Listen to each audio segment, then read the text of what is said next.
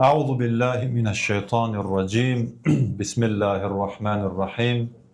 Rabbi şrah li sadri ve yessir li emri ve hlul ukdeten min lisani yefkahu kavli. Allah yanında en üstün şəxs deyəndə, en təqvalı şəxs deyəndə hansı xüsusiyyətlər nəzərdə tutulur? Mövzumuza belə başlayaq ki, kimdir Allah yanında dəyərli şəxs? Quran məntiqi ilə desək, Allah buyurur ki, İnnə əkrəməkum indəllah ətqakum. Allah buyurur ki, sizin Allah yanında ən üstününüz, ən kəramətliniz, ən təqvalınızdır. Ayədən belə başa düşülür ki, bir var təqvalı, bir də var ən təqvalı. Allah demək istəyir ki, təqvalıyam deyə dayanmaq lazım deyil. Ən təqvalı məqama çatmaq lazımdır. Daha da iş görmək lazımdır. Daha da irəli getmək lazımdır. Ümumiyyətlə, insan üçün həyatda Allah dərgahında məqam qazanmaq üçün, Allah dərgahına çatmaq üçün dayanmaq deyə bir şey yoxdur. Yəni, insan deyə bilməz ki, bəli, bu qədər təqva əldə etdim, iman əldə etdim, bəsimdir. Yox, yol açıqdır. Allah deyir, ən təqvalı olmağa çalış. Sual bundan ibarətdir ki, ən təqvalı yəni nə? Və yaxud biraz aşağı mərhələsini götürsək, təqvalı yəni nə? Biz hər hansı bir məsələdə o məsələni öyrənmək üçün, o işi öyrənmək üçün məlum məsələdir. Müsəlmanıq, Qurana etiqadımız var, imamlarımıza etiqadımız var, mənbəyə müraciət etmək lazımdır. İmamlarımızın, məsumlarımızın məqamı, mərhələsi, mərtəbəsi, baxın, belə anlarda bilinir. Bizim baxışımız fərqli ola bilər. Məsələn, təqvalı deyəndə daha çox namaz qılan, bəzən fikrimiz belə gedir ki, bəli, daha çox namaz qılan deməli daha çox təqvalıdır, daha çox zikr edən, daha çox təqvalıdır. Oruç tutan və s. ibadətlər ki var, görür ki, bir insan bu ibadətlərdən çox yerinə yetirir, bəzən zehnimiz, fikrimiz gedir ki, bəli, bu insan nə gözəl təqvalıdır. Amma həqiqətən imamlarımıza müraciət eləsək, məsumlarımıza müraciət eləsək, görərik ki, yox. Onlar tamamilə fərqli düşünürlər, məsələlərə fərqli baxırlar. Bizim vəzifəmiz ilk öncə o məsumlarımızı üzərimizdə Allahın təyin etdiyi höccətləri tanımaqdır. Gərək biz onları yaxşı tanıyaq. O ziyarətlərə ki gedirik, imamlarımızın ziyarətinə, bəzi ziyarətnamələrdə belə bir cümlələr var. Deyir ki, Ətəytuka arifən bi haqqik. Deyirsən ki, imam, gəlmişəm, o halda gəlmişəm ki, səni haqqına tanıyıram. Bu cümlə çox ağır cümlədir. Yəni, bir insan imamın ziyarətinə gedir və belə bir müraciət eləyir. Deyir ki, mən gəlmişəm, səni, biraz bizim dildə, yəni, lori dildə desək, nəyi var səni tanıyıram? Doğrudan ağır cümlədir də. Haqqına tanıyıram səni. Bu cümləni işlədəndə, o ziyarətnamələrdə insan gərək biraz düşünə. Necə tanıyıram imamı? Ziyarət etdiyim şəxsi nə qədər tanıyıram? Onun məsələlərə baxışı necədir? İmam Həsən Əskəri əleyhissalam ən üstün insan barədə danışanda nə buyurur ağa? Buradan bizə məlum olacaq ki, Allah deyəndə İnne ekremakum indallahi etqakum. Yəni nə? İmam buyurur ki, aleyhisselam, Allah dərgahında insanların ən üstünü o kəsdir ki, burada dayansaq biraz, yəni imamın kəlamını kənara qoysaq, özümüz düşünsək, müxtəlif cavablar zehnimizdə yarana bilər. Bayaq dediyim kimi, ən üstün şəxs o kəsdir ki, çox namaz qılır, çox ibadət edir, gözəl namaz qılır, zikr edir. Amma, qardaşlar, baxın, zehnimizdə olan o fikirləri gərək qoyaq qırağa. İmama müraciət eləyəndə, məsuma müraciət eləyəndə, dini məsələləri öyrənmək istəyəndə gərək öz təfəkkürümüzü söküb ataq, qoyaq qırağa, imama müraciət eləyək. Baxın, imam nə buyurur? Allah dərgahında insanların ən üstünü o kəsdir ki, qardaşlarının haqlarını daha yaxşı tanıyır. Xahiş edirəm, diqqət eləyin hədisə. Buyurur ki, ən üstün şəxs odur ki, qardaşlarının haqqını daha yaxşı tanıyır. Öz haqqını yox ha, qardaşlarının haqqını. Və burada qardaşlar deyəndə təkcə, yəni kişi cinsində olan şəxslərdən söhbət getmir. Bacı və qardaşlar, yəni fərq eləməz, mömin və möminələr. Qardaşlarının haqqını daha yaxşı tanıyır və onların haqqını ödəməkdə daha çox çalışır. Nə qədər çalışıram öz qardaşımın haqqını əda edəm? Nə qədər öz haqqımdan keçirəm qardaşımın haqqı üçün, bir möminin haqqı üçün, bir müsəlmanın haqqı üçün nə qədər öz haqqımdan keçirəm? Yoxsa hər yerdə elə özümü düşünürəm ki, mən çatım, mənə gəlsin, mənim cibimə girsin, mən əldə edim və yaxud mənə dəyməsin, özümü kənara verim, eybi yox, kimə dəyir dəysin. Yox, bu təqva olmadı. Bu iman olmadı. Bu yoldan insan üstünlüyə çata bilməz. Ətqakum ola bilməz, əkrəməkum ola bilməz. Davamında buyurur, həmçinin dünyada qardaşlarına qarşı təvazöhkar olsun. Mömin qardaşına qarşı təvazöhkar ol. Biraz səsivi aşağı sal, biraz özünü aşağı gətir möminin qabağında. Allah Quran-ı Kərimdə sadə bir insana yox, Peyğəmbərə buyurur ki, möminlər üçün rəhmət qanadını salla. وَلَوْ كُنْتَ فَضًّا غَلِيظَ الْقَلْبِ لَنْفَضُّ مِنْ حَوْلِكَ. Əgər sən qəliz qəlbli, kobud olsaydın, Allah Peyğəmbərə buyurur, dağlardılar sənin ətrafında, toplaşmazdılar. Deməli, Peyğəmbər salavatullahın üstünlüyü nədə idi? Möminlər qarşısında özünü aşağı gətirmək, təvazöhkar olmaq. İmam bizə bunu çatdırmaq istəyir. Buyurur ki, dünyada qardaşlarına qarşı təvazöhkar olan kəs Allah yanında siddiqlərdən və həqiqi mənada Əli əleyhissalamın şiələrindən sayılır. Bu hədisdə imamımız nə namaz adı çəkdi, nə oruc adı çəkdi, nə zikr adı çəkdi. Yəni namaz, oruc mühüm deyil deyə ona görə imam adı çəkmədi, yox. Məsələ o deyil. Məsələ budur ki, qardaşlar, diqqət eləyin.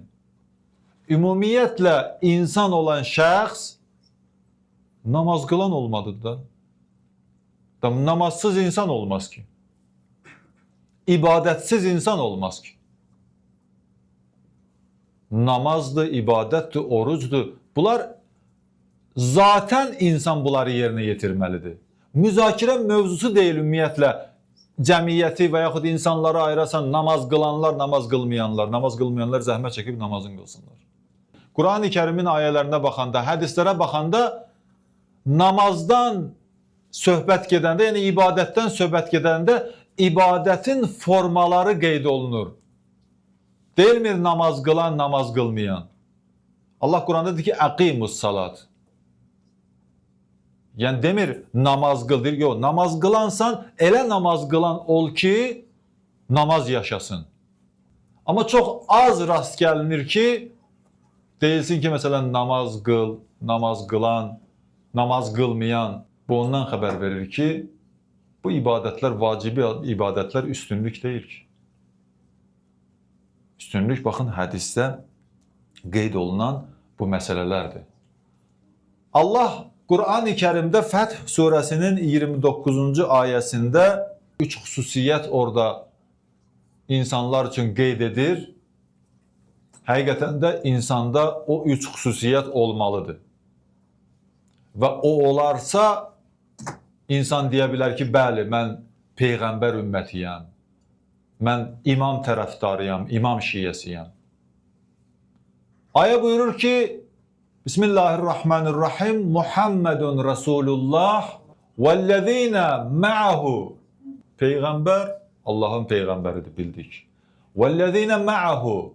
Peyğəmbərlə birlikdə olan kimlərdir? 1. Əşiddâ'u aləl kuffar. 2. Ruhamâ'u beynəhum. 2 xüsusiyyəti burada qeyd edir. Düşmənə qarşı, zalıma qarşı şiddətli, möhkəm mövqeyli olmalıdır. Bu birinci xüsusiyyətdir. Özdə diqqət edin, birinci bunu gətirir. Allah Quranda birinci bunu gətirir. Düşmənə qarşı sərt, şiddətli, zalıma qarşı sərt, şiddətli. Sonra deyir, ruhamâ'u beynəhum. Bəs möminlər arasında necə olmalıdır? Xüsusiyyətin nə olmalıdır? Mövqeyin necə olmalıdır? Mərhəmətli, mehriban. Bu müminin ikinci xüsusiyyətidir. Sonra deyir ki, tərahum rukka'an succeden yabtaguna fadlan minallahi və ridvana. Birinci xüsusiyyət, düşmənə qarşı sərt. İkinci xüsusiyyət, öz aralarında mehriban, mərhəmətli. Üçüncü xüsusiyyət, tək olan halda necə olmalıdır? Rukuda, səcdədə Allahın fəzl və rəhmətini istəməkdədir. 3 mövqey insanda mühümdür. İnsanın gərək həyatda bir mövqeyi ola da, bir tərəfi ola. Olmaz ki, insan heç bir mövqeydə deyil. Birinci mövqey düşmənə qarşıdır, ikinci mövqey dosta qarşıdır, möminə qarşıdır, üçüncü mövqey möminlərə qarşı. Bu mövqeyləri insan seçə bilməsə, həyatda müvəffəq ola bilməz. Və təbii ki, digər məsələ budur ki, bu şeylərdə insan gərək sədaqətli ola, sabit qədəm ola. Sədaqətli olmaq çox mühümdür. Bir gün bu mövqeydə, sabahki gün başqa bir mövqeydə olmaq da, bu da bəyənilmir. Bu da insanı zəlalətə aparır, azğınlığa aparır. Bəni İsrail niyə Allahın lənətinə düçar oldular? Məyər Peyğəmbər gəlməmişdi onlara? Daha çox Peyğəmbər onlara gəlmişdi. Məyər Allah onlara nemət verməmişdi? Maddi və mənəvi nemətlər Allah onlara vermişdi. Bəs nə oldu ki, belə bir vəziyyətə düşdülər? Allah Qur'an-ı Kərimdə onlar barədə danışanda onlara lənət deyir. Allah Qur'an-ı Kərimdə onlar barədə danışanda onların qəlbini möhürlənmiş kimi qeyd eləyir. Səbəb buydu. Baxın, bir mövqeydə qala bilmədilər. Peyğəmbərə qarşı gündə bir mövqey dəyişirdilər. Bir-birlərinə qarşı gündə bir mövqey dəyişirdilər. Gah Allaha ibadət edirdilər, gah buzova ibadət edirdilər. Fərqli-fərqli mövqeylərdir. Bu, belə olmaz. Bu sadiq insan deyil, bu sədaqətli insan deyil. Qur'an-ı Kərimdə sədaqət məsələsinə çox diqqət çəkilir. Və onların həmən o mübarək torpaqlardan çıxarılması və hələ də hədəf budur ki, Yəhudi, Bəni İsrail, Siyonist o torpaqlarda ağalıq etməməlidir, hökmranlıq etməməlidir. Səbəbi bilirsiniz nədir? Çünki o torpaqlar müqəddəs torpaqlardır, sadiq torpaqlardır. Allah Quranda buyurur ki, وَلَقَدْ بَوَّأْنَا بَنِي إِسْرَائِيلَ مُبَوَّأَ الصِّدْقٍ. Bəli, Allah buyurur ki, biz onları sadiq, sədaqətli, mübarək bir torpaqda yerləşdirdik. Niyə Allah o torpaqlar barədə bunu deyir? Çünki maddi və mənəvi nemətlər var idi orada. Bir torpağın ki, bir yerin ki, maddi və mənəvi nemətləri ola, o torpaq, o yer sadiq yer sayılır. Və orada yaşayanlar, o şəxslərin haqqı var ki, onlar özləri sadiq olalar. Kaziblərin, yəni yalancıların, mövqeyini tez-tez dəyişənlərin sadiq torpaqda yaşamaqla haqqları yoxdur. Bəni İsrail belə idi. Yəhudilər belə idilər. Kazib idilər, ona görə Allah Taala onları həmən o torpaqlarda görmək istəmədi. İnsan bu dünyada əgər sadiq yaşayarsa, sədaqətli yaşayarsa, Allah axirətdə də deyir ki, ona mən sədaqətli yer verərəm. Ayəyə baxın, Allah Quran-ı Kərimdə axirət barədə də buyuranda İnnəl muttəqinə fi cənnatin və nəhər fi məqədi sidqin ində məlikin muqtadir. Müttəqilər, təqvalılar harada olacaqlar? Cənnətdə. Cənnətin hansı yerində? Fi məqədi sidqin, sadiq yerdə. Əndə məlikin muqtadir. Allah yanında bir yer var ki, ora sadiq yer sayılır. Sədaqətli insanların yeri sayılır. Allah bu dünyada sədaqətli olanları, baxın, həmən o yerdə yerləşdirəcək. Çünki dünyada sadiq idilər. وَبَشِّرِ الَّذ۪ينَ آمَنُوا أَنَّ لَهُمْ قَدَمَ صِدْقٍ عِنْدَ رَبِّهِمْ. Allah deyir ki, ya Peyğəmbər müjdə ver kimlərə? Möminlərə. O möminlərə ki, onların Allah yanında sadiq yeri var. Gözəl yerləri var. Niyə? Çünki bu dünyada sədaqətli idilər. Sədaqətləri möhkəm idi bu dünyada. Başqa ayədə Allah Taala buyurur və ona görə möminlərə Allah Taala əmr edir. Bu dünyada deyir ki, ya eyyuhellezine amenu ittaqullah və kunu ma'as-sadiqin. Ey möminlər, ey iman gətirənlər, ey özlərinə təqvalı, imanlı deyənlər, təqvalı olun. Bir dənə də şərti budur ki, sadiqlərlə bir yerdə olun. Sədaqətli insanlarla oturun, durun.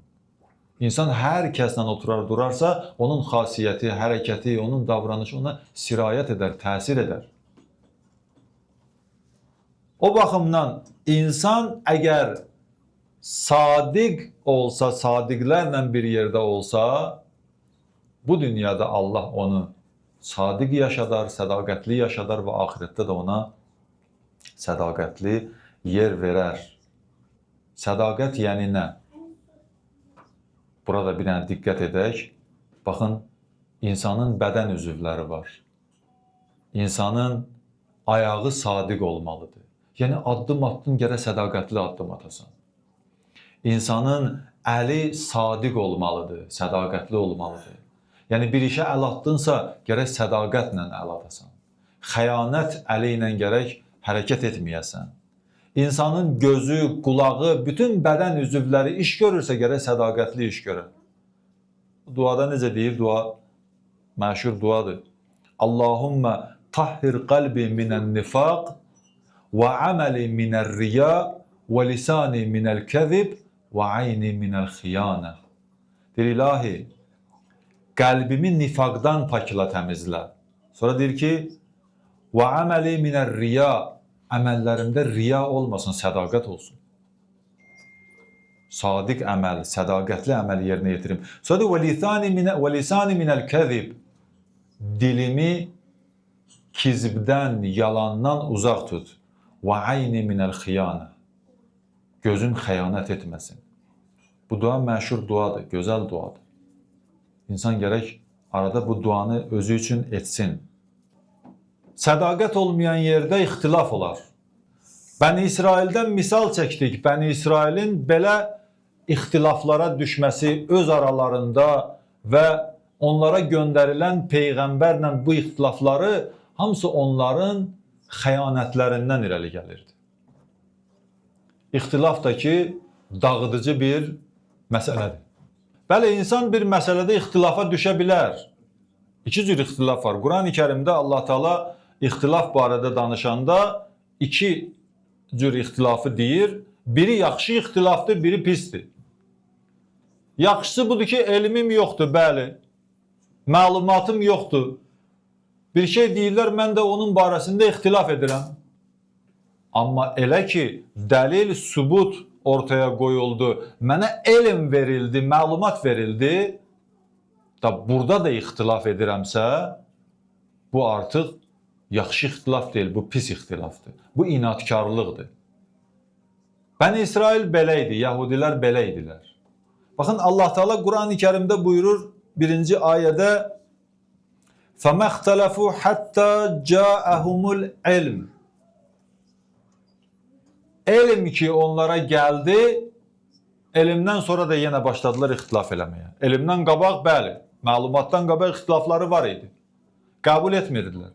Amma Allah Peyğəmbər göndərdi, Allah Peyğəmbərlə kitab göndərdi. Bunlara hər şey aydınlaşdırıldı, deyildi. Yenə də ixtilaf etdilər. Ayədə buyurur Allah Teala "Kânən nâsu ummeten vâhideten feba'athallâhun nebiyyîne mubeşşirîne ve munzirîn." İnsanlar bir ümmət kimi idilər. Allah Teala onlara peyğəmbərlər göndərdi. Və bu peyğəmbərlər həm müjdə verirdilər, həm çəkindirirdilər. Və ənzələ ma'ahumul kitab bil haqq. Kitab da göndərdi Allah Teala. Quran, Tövrat, İncil bu kitabları da göndərdi. Sonra nə dedi? Liyahkuma beynan nasi fi maxtalafu fihi. Peyğəmbər gəldi, kitab da gətirdi. İnsanların arasında ixtilaf olan şeylərdə Quranla, kitabla, Tövratla, İncillə neynəsin? Bu ixtilafları həll etsin. Bura qədər olan ixtilaf problem deyil. Ki, hələ ki Peyğəmbər gəlməmişdi, bir şey bəyan olunmamışdı. Amma ondan sonra buyurur ki, ayədə وَمَا اخْتَلَفَ ف۪يهِ اِلَّا الَّذ۪ينَ اُوتُوا مِنْ بَعْدِ مَا جَاءَهُمُ الْبَيِّنَاتِ بَغْيًا بَيْنَهُمْ. Bir qism Peyğəmbər deyəndən sonra, bəyan eləyəndən sonra, izah edəndən sonra, qarşı tərəf başa düşəndən sonra ixtilaflarından əl çəkmədilər. Niyə? Çünki düşmənçilikləri var idi. Bu pis ixtilafdır. Ayənin axırında Allah Teala görün, kimlərə hidayət verir. Kimlər zəlalətə düşürlər, kimlərə hidayət verir. Fəhədəllahu ləzīnə amanu liməxtələfu fihi minəl haqqı biizni. Allah o şəxsləri hidayət etdi ki, Peyğəmbər kitab gətirəndən sonra, izah edəndən sonra artıq başa düşdülər. Onlara Allah Teala hidayət etdi. Bir şey sənə aydın oldusa, deyildisə, sübut, dəlil gətirildisə, ayə, hədis deyildisə, artıq ixtilaf etməyin yeri yoxdur. İxtilaf edəcəksənsə, özünü zəlalətə salacaqsan. Yox, etməyəcəksənsə, qəbul edəcəksənsə, Allah deyir, səni hidayət edərəm. Musa Peyğəmbər gəldi, onlarla birlikdə gəldilər, dənizə dirəndilər. Bir tərəfdə dəniz, su, arxa tərəfdə də Firon öz qoşunu ilə. İndi bunların inadkarlığına baxın siz. Bu misalları Allah Teala Quran-ı Kərimdə ona görə çəkir ki, yəni biz bunları tarix kimi, Quran tarix kitabı deyil. Quran tarix kitabı olsaydı bəzi tarixləri yazardı.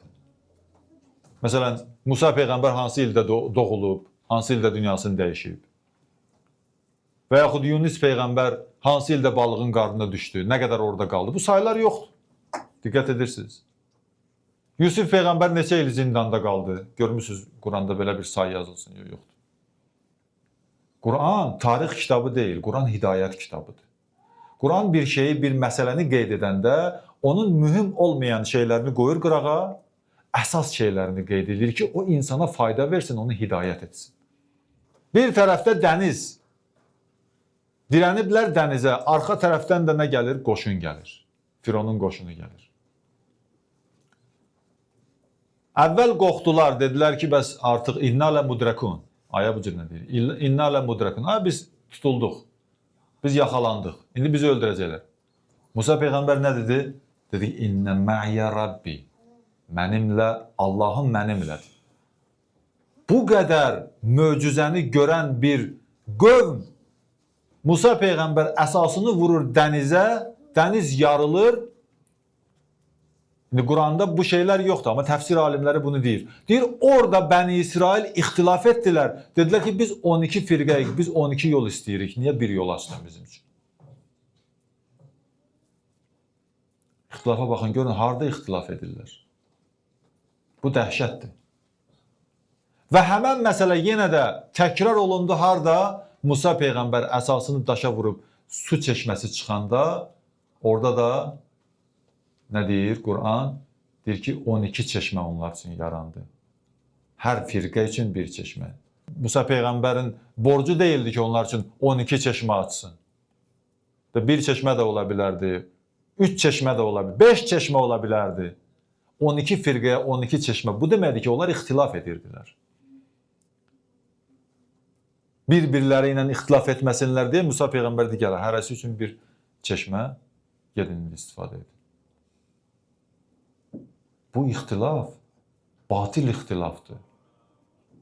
Bunlar heç vaxt bir yerə yığışa bilməzlər, vəhdət təşkil edə bilməzlər, birlikdə iş görə bilməzlər. Ona görə məğlub oldular. Ona görə o müqəddəs torpaqlara Musa Peyğəmbər deyəndə ki, orada sizə müqəddəs torpaqlar verilib, amma orada zalım qövmlər var.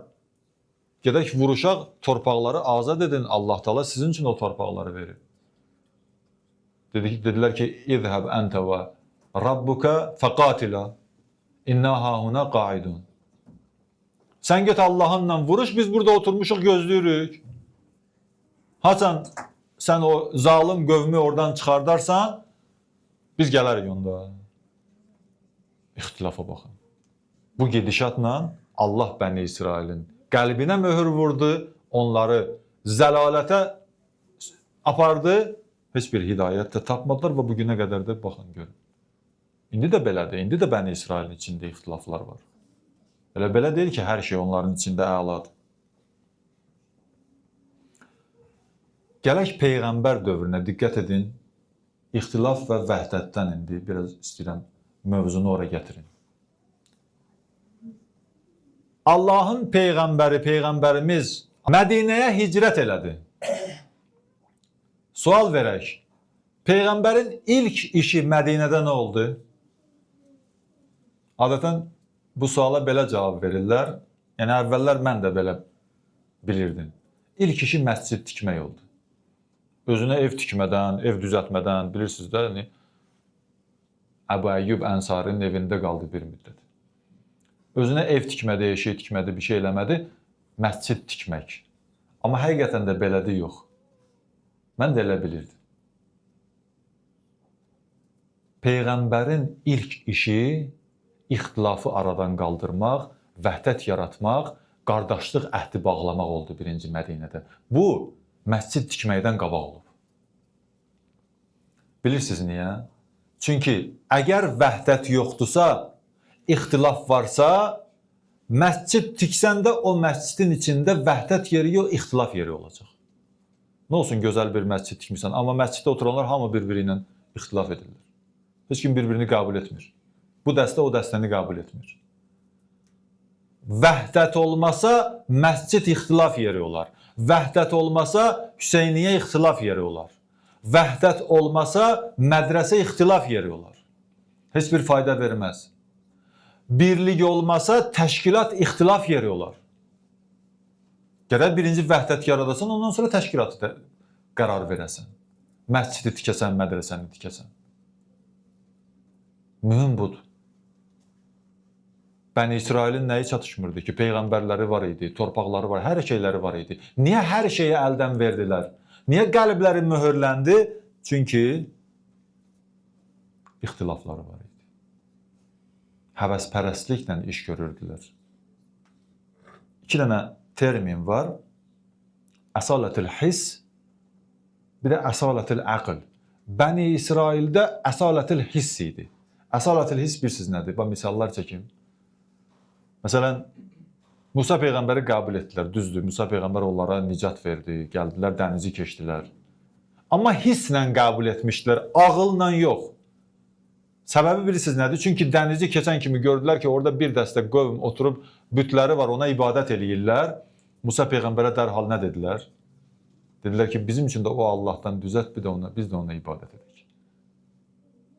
Hisslərlə hərəkət edən insandan tez istifadə etmək olar. Samiri Bəni İsraildən belə istifadə elədi. Ağılları olsaydı buzova ibadət eləməzdilər ki. Samiri deyəndə ki, o buzovu düzəldəndən sonra deyəndə ki, bu Musanın Allahıdır, yadından çıxarıb gedib, ağıl olsa insan bunu başa düşər də. Necə yəni Musanın Allahı? Bu buzov Musanın Allahıdır. Belə bir söz dedi. Onların hissindən istifadə etdi. Çünki Samiri özü məqampərəst idi. Ağıllı idi, amma məqampərəst idi. Bunlar isə hispərəst idilər. Hisslərinə uyğun olaraq harada nə görürdülər, deyirdilər ki, ver də bizə. O uşaq onları, məsələn, uşağa çıxardarsan bir yerə, ticarət mərkəzinə, bazara azada, uşaq hər nə görər, həvəs olar da onda. Onu al da mən üçün, bunu al da mən üçün. Falan şeyi, onu da istəyirəm, bunu da istəyirəm. Bu hissdir də uşağın həvəsidir də. Bəzi insanlar bu cür, hər nə görürlər, istəyirlər. Moizədə oturur, qulaq asır, izah edirsən, hisslə qəbul edir, təsirə düşür. Çıxandan sonra gedir, başqa şey görür, onu hisslə qəbul edir. Bu hisspərəstliklə bir yerə getmək olmaz. Əsalatəl əql gərək ola insanda, ağılla hər şeyi qəbul edə. Əgər ağılla qəbul etsə, artıq o ağılla qəbul etdiyi şeydən sonra başqa bir şey görəndə, onu da ağılına vurar. Görər ki, yox, əvvəlki qəbul etdiyimdən bu düz gəlmir. Bura qədər danışdıq, qardaşlar, bəzi məsələlərdən, misallar da çəkdik, Qurandan, hədisdən, imamlarımızdan, peyğəmbərlərimizdən. Amma biraz da özümüzdən danışaq, qardaşlar, bizim vəzifəmiz nədir?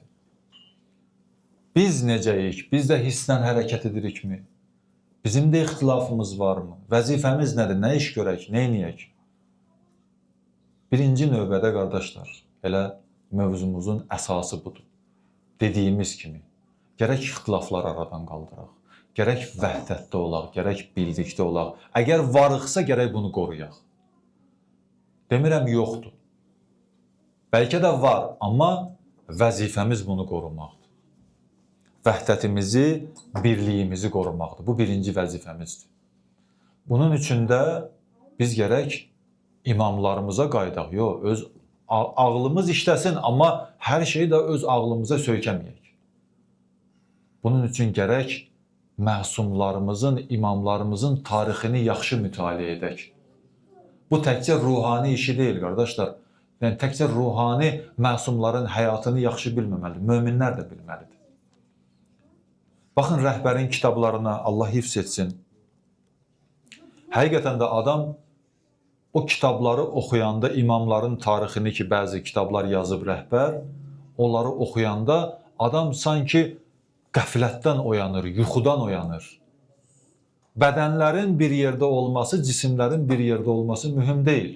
Yəni, vəhdət bu deyil ki, hamımız bir yerdə olaq. Bayaq dediyim kimi, bir məsciddə bir dəstə insan olar, amma fikirləri, əqidələri, hədəfləri ayrı-ayrı olar. Əsas hədəflərin bir olmasıdır, əsas fikirlərin, düşüncələrin və əqidələrin bir olmasıdır. Vəhdət budur. Ola bilər, bugün biz buradayıq, bir qism insan tamamilə başqa bir yerdədir. Başqa bir ölkədədir. Onlarla da vəhdətimiz, birliyimiz ola bilər. Sadəcə hədəfimiz gərək bir olsun, əqidəmiz, düşüncəmiz gərək bir olsun. Niyə rəhbər, Allah hifz eləsin, bir kitab yazır, adını qoyur 250 yaşlı insan? Səbəbi nədir? Səbəbi budur ki, bizə çatdırmaq istəyir ki, bilin ki, 14 məsumumuz var, ayrı-ayrı zamanlarda yaşasalar da, amma onların vəhdəti var idi. Sanki bir insan idilər. Bu adın mənası budur. Bu kitab bundan bəhs eləyir. Başqa bir kitabı məşhur kitabdır. Tərcümə olunmayıb, çox təəssüf. Tərcümə olunsa çox gözəl olar. Həmrəzman Hüseyin. Hüseynin silahdaşları. İlk baxışdan, həqiqətən də birinci insanın zehninə gələn budur ki, kitabın adını oxuyanda adam elə bilir ki, Kərbalada İmam Hüseyin əleyhissalamla şəhid olanlar ki var, Kərbala şəhidləri, Hüseynin silahdaşları olardı da. Ağla gələn, zehnə gələn birinci bu olur da. Amma kitabı oxuyursan, görürsən ki, Kərbala şəhidlərinin heç birindən orada söhbət getmir. Ağanın dediyi budur ki, Hüseynin silahdaşları digər imamlardır. İmam Sadiq əleyhissalam nə qədər İmam Hüseyin əleyhissalamdan sonra yaşasa da onun silahdaşıdır. İmam Həsən Əskəri əleyhissalam 11-ci imam olsa da, əsrlərlə sonra yaşasa da Hüseynin silahdaşıdır. İmam Baqir əleyhissalam belə, İmam Zeynul Abidin əleyhissalam belə, İmam Kazım əleyhissalam belə və s. Bunu çatdı. Bax, vəhdət budur, birlik budur. Silahdaşlıq budur. Belə olarsa, bəli, işlər alınar, qabağa gedər. Ona görə deyirəm ki, əgər iş görmək istəyirsə bir insan, bir təşkilat, bir cəmiyyət, gərək məsumların həyatını dəqiq mütaliə etsin. Dəqiq mütaliə etsin. Məclislərimizin, mövlud və şəhadətlərimizin mahiyyəti bundan ibarət olmamalıdır ki, Həzrət Əli əleyhissalam neçənci ildə dünyaya gəldi, neçənci ildə şəhadətə yetdi. Neçə il yaşadı, neçə il xəlifə oldu. Bəzən mübahisələr bunun üstündə gedir. Əli əleyhissalam neçə il xəlifə? 4 il 9 ay, 4 il 8 ay, 4 il 10 ay. Qardaş, mühüm deyil. Olsun 5 il, olsun 4 il. Bu mühüm deyil. Bəzi moizələr, mənbərlər bundan ibarətdir ki, ancaq tarixdə o xronoloji ardıcıllığı qeyd edir. Əziz rəhbərimiz Xamneyə ağa, baxın, həmən bu Hüseynin silahdaşları kitabında bu iradı gətirir. Deyir ki, Şiə bir cəmiyyətində, məsələn, bir məclis təşkil eləmişik, hamı Şiədir və imamlarımıza etiqadı var. Mən də durmuşam burada imamət məsələsini dəlillə, sübutla danışıram. Deyir, qardaş, nə əhəmiyyəti var? Bunlar hamısı imamətə etiqadlı insanlardır. Sən başqa məzhəblər üçün bunları dəlillə, sübutla imamət məqamını isbat eləmək üçün çalış. Amma da imamətə etiqadı olan üçün imamət məqamını isbat eləməyə çalışıram, bunun bir əhəmiyyəti yoxdur ki. Yenə deyirəm, elmi bəhs başqa bir şeydir ya. Bir insan dərs deyər, öyrədər başqa bir şey. Amma bu tərəfi yaddan çıxarmayaq. İmamlarımızın həyatının hansı hissəsini oxumalıyıq, onları yaddan çıxarmayaq. Qardaşlar, illərlə bizi aldadıblar, bilirsiniz. Zamanlarla bizi aldadıblar. Bizə təqdim eləyiblər, dərs deyən imam. İmam Sadiq əleyhissalam və İmam Baqir əleyhissalam bu cürlə təqdim. Bunlar ancaq dərs deyiblər. Bəli, dərs də deyiblər, tələbə də yetişdiriblər. Amma niyə Hüseynin silahdaşıdır? Çünki o sahədə də fəaliyyət olub. Dərs deyən imam, xəstə imam. Adam dəhşətə gəlir həqiqətən. İllərlə biz elə belə eşitmişik ki, bimar-ı Zeynul Abidin. Uşaqlıqda, cavanlıqda, yəni elmə, mədrəsəyə gəlməmiş, siz də bəlkə eşitmişsiniz bu şeyləri. Xəstə Zeynul Abidin. Kim deyir ki, digər imamlar həyatda heç bir dəfə də xəstələnməyiblər? Olmayıb. İmam Hüseyin əleyhissalam bir dəfə də olsun xəstələnməyib. Digər imamlar bir dəfə də olsun xəstələnməyib. Niyə onlara bu adı vermədilər? Bununla demək istəyirlər ki, İmam Zeynul Abidin əleyhissalam elə ömür boyu xəstə olub. Bizdə bir söz var, o çəlimsiz, yəni çəlimsiz bir uşaq zəif olar, cismi cəhətdən zəif olar, ona deyərlər çəlimsiz. Qardaş, bu hikmət əsasında Kərbalada bir neçə gün və yaxud bir neçə saat xəstə olub, qutarıb gedib. Niyə bu ad ancaq onun üstündə qalıb elə, ömür boyu belə təbliğ edirlər, bizlərə bu cürlə çatdırırlar. İmam Zeynul Abidin əleyhissalam Hüseynin silahdaşıdır. İmam Hüseyin əleyhissalamdan sonra şiəçiliyi yaşadıb. Əgər İmam Zeynul Abidin əleyhissalamın fəaliyyəti olmasaydı, biz bugün belə şiəçiliyi təbliğ edə bilməzdik, şiəçiliyi qəbul edə bilməzdik. Bu da bir məsələdir, baxın. Sülh edən imam. İmam Həsən əleyhissalamın adını qoyublar, sülh edən imam. Başqa işi olmayıb İmam Həsən əleyhissalamın.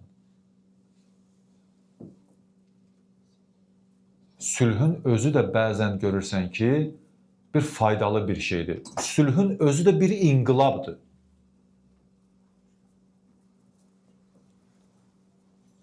Quran-ı Kərimdə Allah Taala Hüdeybiyyə sülhündən danışanda o Hüdeybiyyə sülhünün özünü bir qələbə bilir.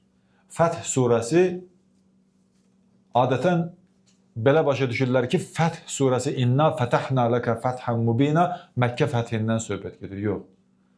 Bu ayə, bu surə Hüdeybiyyə sülhündə nazil oldu. Və Hüdeybiyyə sülhü Məkkə fəthindən daha böyük işdir. Bilirsiniz niyə? Çünki düşmən elə orada məğlub oldu. Çünki sülh bağladığı tərəfin artıq rəsmiyyətini, legitimliyini qəbul elədi. Bir tərəflə sülh bağlayırsansa, deməli onun rəsmiyyətini qəbul eləmirsən də. Bugün Həmasla niyə sülh bağlayırlar? Çünki onun rəsmiyyətini qəbul ediblər. Bugün Hizbullahla niyə sülh bağlayırlar? Çünki onların rəsmiyyətini qəbul ediblər. Artıq qarşısında bir güc kimi görür bunu. Müharibə eləmək mümkün deyilsə, deməli sülh bağlamaq mümkündür. Bu bir qələbədir.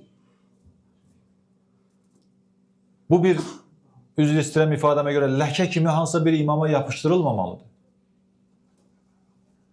Çox mühümdür. Bunları gərək biz diqqətlə araşdıraq və bilək ki, imamlarımız həyatda hansı işləri görüblər. Elə filan tarixdə doğuldu, filan tarixdə şəhadətə yetdi, neçə dəfə evlənmişdi, neçə dənə övladı var idi, yox, bundan iş düzəlmir. İmamlarımız, Peyğəmbərimiz, Quran hər nə buyurursa, inanın ki, bizi ali məqama çatdırmaq üçün buyurur. Quran-ı Kərimdə də belədir. Peyğəmbər hər nəyə çağırırsa, hər nə iş görürsə, deməli orada bir uca məqam var, bir ali məqam var. Quran-ı Kərimdə bəzi ayələri qeyd edəcəyəm. Baxın, ərəb dilində təaləv kəlməsi var. Adətən ərəblər öz aralarında təaləv sözünə yanıma gəl kimi işlədərlər. Amma sözün əsl həqiqətinə qaydanda bu təalə kəlməsi yanıma gəl deyil. Lüğətdə bunun üçün başqa bir söz var. İləyyə var. Yəni birini çağırmaq üçün yanıma deyərsən ki, iləyyə, yəni gəl yanıma. Təalə işlədirlər, amma onun əsl mənası bu deyir. Quran bu sözü ucalmaq mənasında işlədir. Ona görə Peyğəmbər bir şeyə çağırırsa, bizi ucaltmaq üçün çağırır. Və Quran da Peyğəmbərin dilindən o şeyləri ki, Peyğəmbər çağırır, Quran bunu qeyd edir, orada bu kəlməni işlədir. Bir neçə ayə qeyd edəcəm, inşallah söhbətimi tamamlayıram. Baxın, Ali İmran surəsi 61-ci ayə, mübahilə ayəsi. Allah buyurur ki, فَمَنْ حَاجَّكَ فِيهِ مِنْ بَعْدِ مَا جَاءَكَ مِنَ الْعِلْمِ فَقُلْ Peyğəmbərə Allah nə deyir? فَقُلْ تَعَالَوْ نَدْعُوا أَبْنَاءَنَا وَأَبْنَاءَكُمْ وَنِسَاءَنَا وَنِسَاءَكُمْ Peyğəmbər onları çağır. Amma çağıranda belədir, təaləv. Çünki sən ucasan, onlar aşağıdırlar. Bu iş ki, onları dəvət edir, bu uca bir işdir. Onları dəvət elə, yuxarı çağır. Ali məqama çağırırsan onları. Ona görə bu kəlmədən istifadə edir. Təaləv. Deyir ki, təaləv, nəd'u əbnəənə. Siz gəlin mənə tərəf, amma bilin ki, mən ucadayam, Peyğəmbər ucadadır. Peyğəmbərə tərəf getmək ucalmaq deməkdir. Ali İmran surəsi başqa bir ayə. Qul ya əhləl kitabi ta'aləv ilə kəlimətin səvain beynənə və beynəkum. Burada da baxın, həmən kəlmə işlənir. Bu, Peyğəmbər əhli kitabı çağırır, deyir ki, aramızda bir ixtilaf ola bilər, mübahisə ola bilər. Amma bir kəlmə var ki, onun ətrafında biz birləşə bilərik. Ortaq bir nöqtəmiz var. Ora çağıranda deyir, gəlin, uca, yuxarı gəlin, yuxarı gəlin. Təaləv ilə kəlimətin səvain beynənə və beynəkum. Siz də Allahı tanıyırsınız, biz də Allahı tanıyırıq. La ilahə illallah kəlməsində ki, birləşə bilirik, gəlin burada birləşək. Burada da bu kəlməni işlədir. Yenə Ali İmran surəsi başqa bir ayədə وَلِيَعْلَمَ الَّذ۪ينَ نَافَقُوا وَقِيلَ لَهُمْ تَعَالَوْا قَاتِلُوا فِي سَب۪يلِ اللّٰهِ Münafiqlər, əvvəl münafiqlər barədə deyir, o bəzi münafiqlər var idi ki, üzdə özünü mömin kimi göstərirdilər ki, Peyğəmbər deyir, biz hər şeyə hazırıq, amma döyüşə çağıranda gəlmirdilər. Peyğəmbər onları döyüşə çağıranda deyir ki, Ta'aləv qatilu fi səbilillah. Allah yolunda döyüşmək, Allah yolunda cihad uca məqamdır. Ora çağıranda yenə deyir, Ta'aləv. Başqa bir ayə. Və izə qilə ləhum təaləv ilə mə ənzəlallah və ilər-rəsul. Allahın kəlamına Peyğəmbər çağıranda və yaxud Allah çağıranda və Peyğəmbərə tərəf çağıranda yenə bu kəlmədən istifadə edir. Ayələr çoxdur. Mən hamısını oxumaq istəmirəm. Adicə bir dənə də ayə oxuyum. Haramlardan çəkindirmək, halallara tərəf dəvət edəndə də yenə Allah Quranda bu kəlməni işlədir. Qul təaləv ətlu ma harrama rabbukum aleykum. Gəlin bir ucalın. Ucalın, mən sizə deyim ki, hansı haramlardan çəkinməkdir? Haramlardan çəkinmək özü ucalmaq deməkdir. Burada da o kəlməni işlədir. Deməli, məsələ budur ki, qardaşlar, söhbətin o nəticəsi budur ki, əgər ucalmaq istəyiriksə, Peyğəmbərin və imamlarımızın dəvət etdiyi, çağırdığı şeylərə tərəf getməliyik. Bu birinci məsələ. İkinci məsələ, əgər getmək istəyiriksə, onlar bugün aramızda yoxdular. Bir imamımız var, o da qeybdədir. Allah tezliklə gəlişini tezləşdirsin inşallah. Bəs biz necə edək imamın çağırışına, dəvətinə, Peyğəmbərin çağırışına, dəvətinə tərəf gedək və ucalaq? Həyatlarını gərək dəqiq mütaliə eləyək. Əgər məsumların həyatlarını biz dəqiq mütaliə etsək, öz düşüncələrimizi, fikirlərimizi kənara qoysaq, onların dəvət etdiyi yolla yanaşı başqa yollara getməsək, and ola Allaha həm ucalarıq, həm vəhdətimiz olacaq, həm birliyimiz olacaq, həm də qalib olarıq. Məsumlardan başqa dönüş yeri yoxdur.